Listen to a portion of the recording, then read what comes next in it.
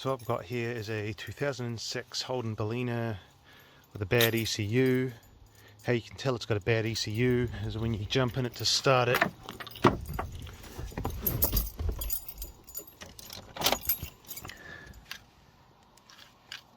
After a little while it'll come up with fuel gauge error, contact dealer, service vehicle soon, and very low fuel.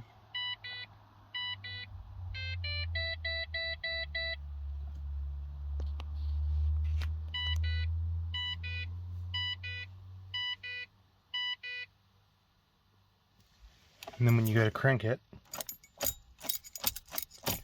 nothing happens. I saw a video online which showed you leave the key in the on position, open up your fuse box, take out your starter relay, and you short these two pins here. But they got very tiring.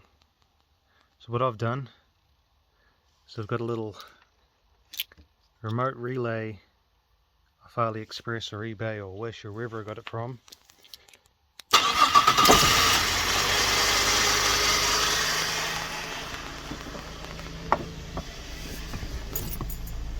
And that saves you getting out in the rain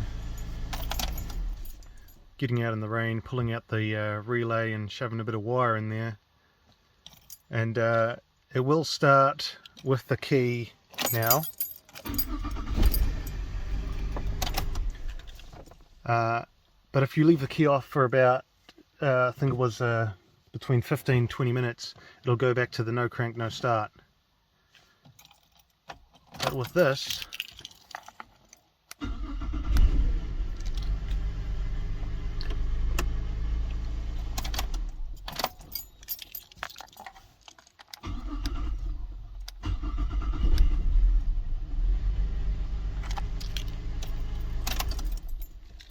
works every time.